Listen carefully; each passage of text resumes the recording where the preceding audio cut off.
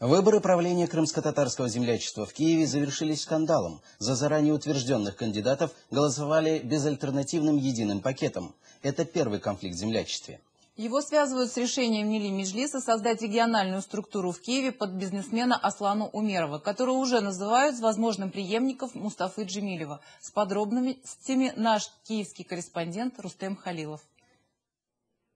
Выборы правления крымско-татарского землячества в Киеве стали репетицией будущих выборов в региональный меджлис украинской столицы. Крымские татары собрались в пафосной обстановке четырехзвездочного отеля Radisson Blu, заигрывали с нормами шариата, мужчин посадили слева, женщин справа. Рабочими языками были крымско-татарский и украинский. Открыли заседание молитвой.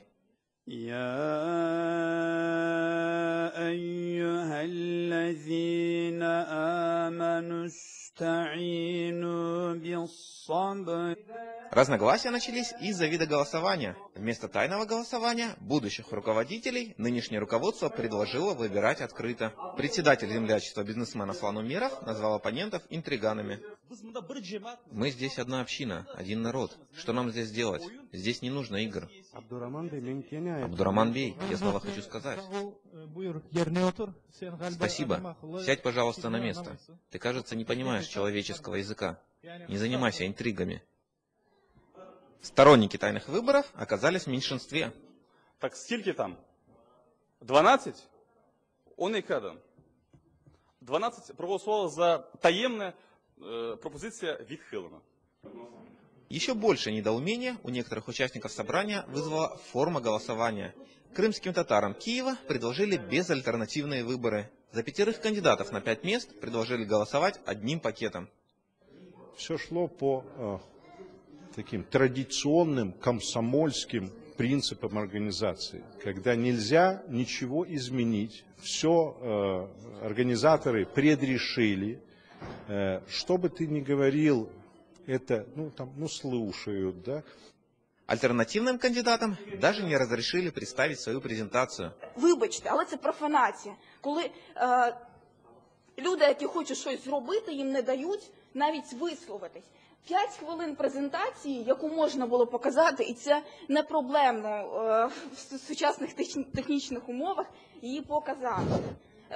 Дякую за надану можливість виступити, але я просто більше не можу це слухати, бо якщо ви не можете слухати, чоловіки сидять окремо. Ми говоримо про європейські цінності. Якщо вам щось не подобається, ви можете йти додому.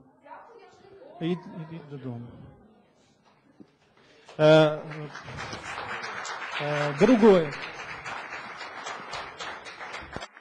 Все завершилось без сюрпризов. Руководителем землячества стал Аслан Умеров, который в ближайшее время ожидаемо займет кресло руководителя Киевского меджлиса.